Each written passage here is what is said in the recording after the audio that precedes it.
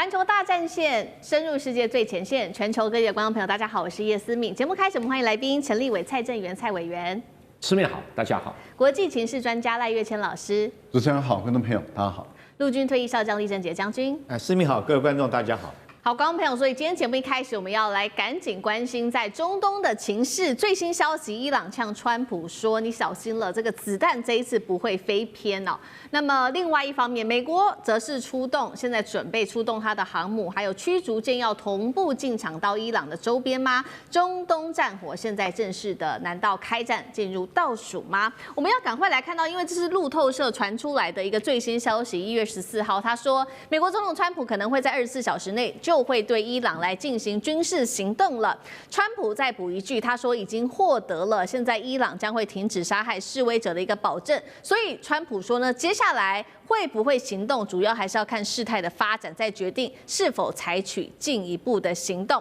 川普一講完，再加上路透社的報道，我們趕快來看到伊朗立刻發布了這個最新消息，這是他們的國營電視台播出的一個畫面，說呢，美國總統川普造勢遭遇上次呢暗殺未遂的一個畫面，他把它播出來。那麼他又特別警告說，這一次子彈是不會飛偏的哦。威脅的意味非常的濃厚。節目一開始要特別請教賴老師怎麼看了？這一次伊朗的國營電視台等於是直接威脅警告川普了。那川普現在還在說要看看事態的發展，到底他是說了還是兵不厭詐，有可能讓伊朗放下戒心，然後會進行攻擊嗎？賴老師怎麼看？我們用白宮的發言人的說法來說哈，他說什麼事情都有可能發生，也可能什麼都不會發生。那麼到底會發生什麼情況，就看川普的腦袋在想什麼，由他來做決定。他好像故意要弄得說哎呦深不可測，完全在川普的一念之間的這樣的一種態勢。可是如果您根據路透社的一個報道，它是1月14號的報道，說24小時，現在已經15號了，那也就是說過了啊，那還是沒發生。川普為什麼會突然間漏了這麼一段話，說有利人士？那他的意思是，可是他前一天又說，我們已經中斷了跟伊朗的所有的對話管道。他有自己說的哦，那是13號，他在飛機上說，我們已經不跟伊朗有任何談判了，啊，所以這是一個最後的一個通牒。走到那個抗爭場上的這個伊朗的民眾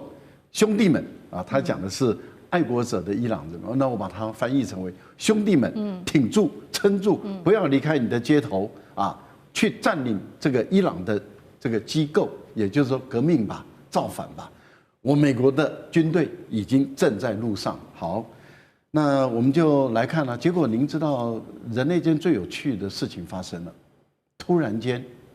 歐洲、美國的所有的媒體有關於伊朗的抗爭的新聞報道跟畫面消失了。我連2天一直在搜啊，我上這個美國的直接的網站，不管是 CNN 啊，或者是法國的媒體啊，因為我懂法文，我就那邊直接不斷的在找啊，找德國的，沒有就是原來中央市場供應的同一個畫面，為什麼我會說同一個畫面、同一個影片？說伊朗的有17個省，一半以上的省都爆發了示威抗議活動，是，而且死的人數堆積如山啊，然後到處有抗爭。可是您有沒有注意到，畫面就是那2幅，影片就是那幾張，就是那幾個影片。這很奇怪，17個省各個地方都發生，怎麼會只有那幾張畫面、那幾張照片、那幾個影片？這代表什麼？有一個中央廚房在供應，滿足各媒體，而並不是各媒體的記者到各個城市，到各個省市，甚至在一個城市裡面的不同的角度來拍，因為每個人用的都同一張畫面，這個代表有鬼，有鬼就代表我在歐洲待那麼久，在他們的研究單位待那麼久，我就知道中央廚房在制造東西供應了。結果他們發現這個認知作戰搞大了，好像真的要打起来了。那伊朗政權又推翻不了，因為目前來講看起來是推翻不了，美國又不願意派地面部隊，也陸戰隊也不派，步兵也不派，那你也沒有準備好，你要大規模的進入到伊朗，你想想看，打一個阿富汗13萬的軍人，打一個阿富汗哦，你都要10幾萬的軍人，你打一個伊朗，你要多少萬的軍人進來？伊朗有8800多萬人了，革命衛隊、國民兵、民兵組織、民兵抽調回來等等，這些你要動用多少軍人？動用多少軍人？你的整個後勤補給，以美國人來講，後勤先行，軍隊後上的情形下，你不可能派地面部隊，你也不可能斬首行動，因為德黑蘭很內陸，你的飛機飛不到，那麼你的飛機可能就會被打下來。而且德黑蘭跟委內瑞拉不一樣啊，委內瑞拉是不敢打啊，美軍告訴你說，你如果打我這邊幹掉了，俄羅斯也沒有幫這個委內瑞拉真的把 S-300的防空系統建立起來，可是伊朗卻有啊，伊朗有防空系統，確實有好，而且可以打。那在這樣的一個情形下的話，美軍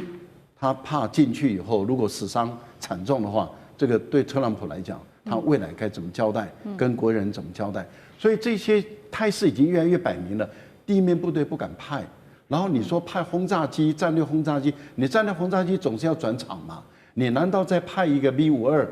的這種隱身的戰略轟炸機？那你要炸什麼？炸的那些東西就能夠讓這個伊朗的政權就瓦解了嗎？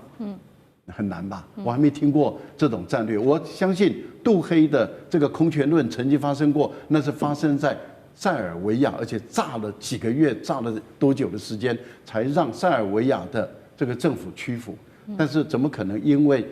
伊朗就這樣炸了一下以後，他們就屈服說，哎呀，我投降了，我的政權交出去？這不可能發生的事，一切都不能發生。那請問一下，你動武的意思是什麼？軍事行動的意思是什麼？軍事行動要有一個戰略目標，目標是什麼？你是要挑起更大的戰端。如果伊朗在因為你对我採取軍事行動，我挑起以色列跟我的戰爭，以色列說我這次我作弊，我坐山觀虎都我不介入。但是如果伊朗可以主動挑起我，伊朗如果炸了我以色列人，我不打不行啊，那就變成宗教戰爭。一旦成為宗教戰爭，中東地區陷入混亂，這些都要考慮吧。所以我個人是認為什麼都沒考慮，然後就是川普說我要打，我要打，我是覺得虛張聲勢而已。等到聲勢虛張完了以後，給自己找一個下台階，說有利人士告訴我，說哎，這個他們已經停止鎮壓了，所以意思也就是不動了嗎？所以我個人是覺得，以目前來講，川普他本身騎虎難下了。因為如果真的死傷人數到5、6千人的話，你卻沒有任何出兵，那你當時畫的紅線就是假的。是好，難道現在這個包括示威活動，整個來說都是美國方面在自導自演嗎？目前我們看起來，確實美方還是以喊話的成分居多。因為川普呢持續的喊話之外，其實來自於華盛頓郵報的報道說，川普他之前在1月12號已經私下的向這些歐洲的盟友索取伊朗境內的潛在打擊目標的情報，鎖定的不是大家所想的核設施，而是他是想要鎖定的是這一次主導鎮壓殺害示威者的伊朗政府的一個高層。那白宮圈內人士說，到底美國會不會動手呢？現在答案是說，川普對於現在就動武的興致是低於去年打擊伊朗核設施的。他們預估這一次動武的幾率就是一半，50%左右而已。我們也來看，除了在政治動機上面來做解讀，我們也來看到現在美國在軍事上有派出祭出了哪一些武器。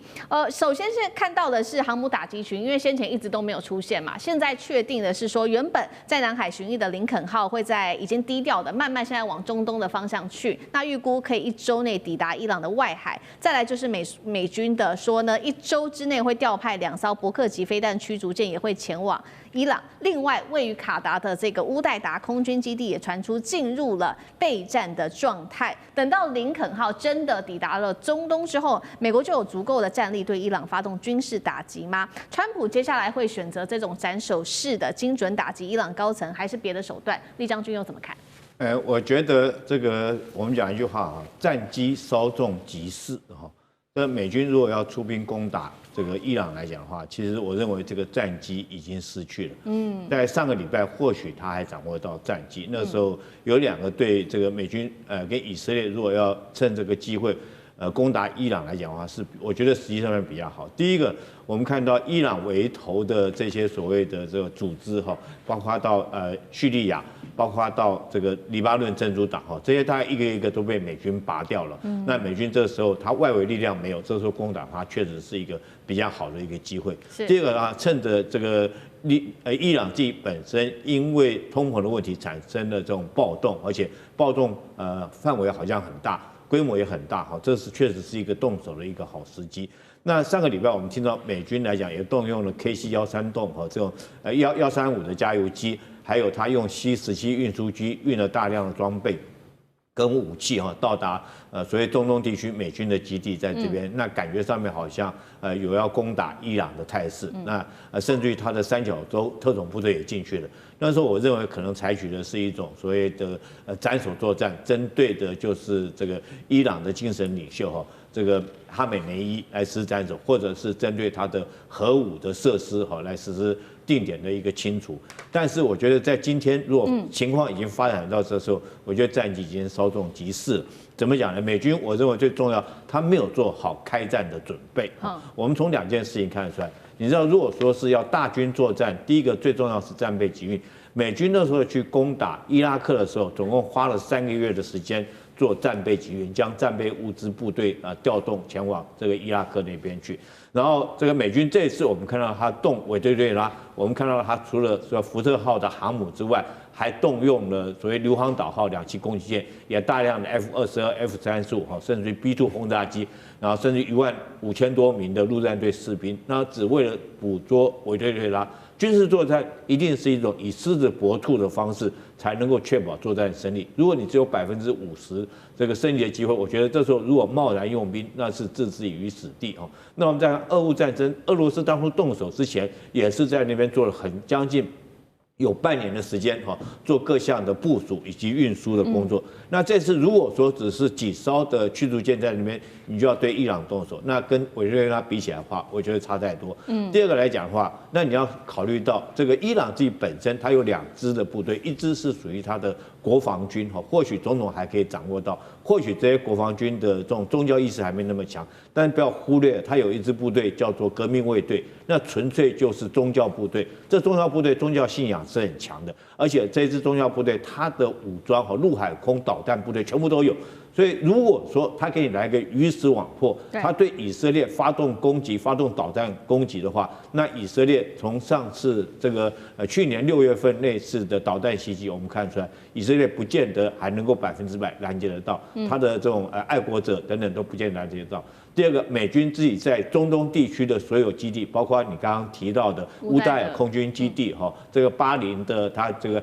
艦隊的位置，還有很多在敘利亞這些基地，也都在這個伊朗的導彈射程範圍之內。那這些川普要冒着這個官兵和犧牲的這種危機，然後來這個發動這場戰爭。你要知道，如果萬一這個哈美內伊來一個魚死網破，對美國來講的話，是討不到好處的一場戰爭。好，謝謝酈將軍。延續酈將軍剛剛幫我們特別提到的有關於美軍的這個軍事行動，因為現在在討論的問題就是說，雖然航母好像要往已經在往這個中東的路上走了，但是現在也在說，就算林肯號就位，美軍仍然是有一個致命的現實，他們得要面對的，就是會不會沒有足夠的攻擊跳板呢？包括了《華爾街日報》也這邊做了一個揭露，說以沙烏地阿拉伯國家為首的這個波斯灣國家，正是在私下遊說川普千萬不要對伊朗動武。更關鍵的是，我們知道沙烏地阿拉伯他的態度一向比較跟美國好，但是他這一次拒絕讓美軍使用他的境內基地作為跳板。其實沙烏地阿拉伯從2戰之後一直是美國在中東最鐵的一個盟友之一，這一次他卻私下向德黑蘭表示說他不會介入美國跟伊朗的衝突，原因就是要回到2023年。當時因為中國大陸北京的斡旋，讓沙烏地跟這個宿敵伊朗完成了歷史性的破冰和談，甚至他們還恢復了建交。這也是為何這一次沙烏地他不挺美國去出兵伊朗的重要原因。所以可以說，中國在2年前促使了沙烏地跟伊朗的和解，等於現在是替德黑蘭化解了一場戰爭風險嗎？委員又怎麼看？委員怎麼看？我們先評估一下，如果美國以色列要對伊朗進行戰爭攻擊的時候，它怎麼攻擊？它一定只有空中攻擊，不會有海軍，不會有陸軍。陸軍、海軍是不現實的。空中攻擊呢，就要有戰鬥機、導彈跟所謂的轟炸機，尤其轟炸機效率最好，因為伊朗根本就沒有防空武力，所以轟炸機是最適合的。那可是問題來了，轟炸機沒有辦法在航空母艦上起降。只有戰鬥機可以，那戰鬥機可不可以對地攻擊？可以，可載彈量很有限，沒有辦法達成貝魯特大轟炸那一種轟炸的密度。那現在要轟炸什麼？一定是轟炸這些教士集團的首腦，轟炸革命衛隊的首腦，轟炸他的導彈彈藥庫，轟炸他的核設施，一定是轟炸這些地點。但這個地點要的彈藥量很多，美國到底夠不夠？支援烏克蘭不少，還剩下多少？啊，導彈又很貴啊，去打那個什麼革命衛隊一定不划算，所以最經濟有效的就是要轟炸機。那轟炸機航空母艦不能起降，只好在附近找基地。在轟炸南斯拉夫的貝魯特的時候，不是貝魯特哈，那個米洛塞維奇的時候啊，那個轟炸因為附近都有機場可以用，所以轟炸機起降就很快，100-200公里，100-200公里，每天起降很快，所以49天啊。把這個塞爾維亞幾乎打爛了啊，所以最後只好投降。而且是轟炸啊，精密度要盡量不損及民間的生存。那所以它的這個轟炸機的這個要飛得比較低一點哈。那對於這個在伊朗周遭就有困難了。以色列飛到那邊1600公里啊，你從那個沙特阿拉伯飛到那邊也是1000公里啊。那這麼遠的距離，你該怎麼辦？再來，如果是沙特阿拉伯不提供基地給你這個美軍的話，你又該怎麼辦？對，那你頂多只能從伊拉克起飛去攻擊。那伊拉克起飛去攻擊，伊拉克的基地又很容易，因為太近了，又很容易被伊朗用導彈給攻擊。你怎麼去防止？所以只要沙特阿拉伯不配合，就會給美軍帶來很多很多的困擾。那為什麼沙特阿拉伯會不配合？就是因為前一段時間中國大陸這個協助沙特阿拉伯跟伊朗和解，這兩邊的和解是國家對國家的和解，也是教派對教派的和解。因為沙特是遜尼派，然後伊朗是什葉派，這兩派幾乎是死敵啊，但是竟然能夠在中國的斡旋底下，雙方面達成諒解，而且還對標說，過去你對我做什麼，我對你做什麼，一對出來，都是別人做的，所以就心結就放下來。所以沙特阿拉伯不想要再進入跟伊朗的敵對狀態，所以他不願意配合美國是可以諒解的。那這樣一來，美國到哪裡去找轟炸機的基地啊？對。那美國現在其實航空母艦也還沒集合到那一邊，所以對伊朗的攻擊還要做一番準備工作才行。好，謝謝委員。謝謝。那我們休息一下，馬上回來。地緣政治、美中之爭、戰略價值、強權崛起，小國生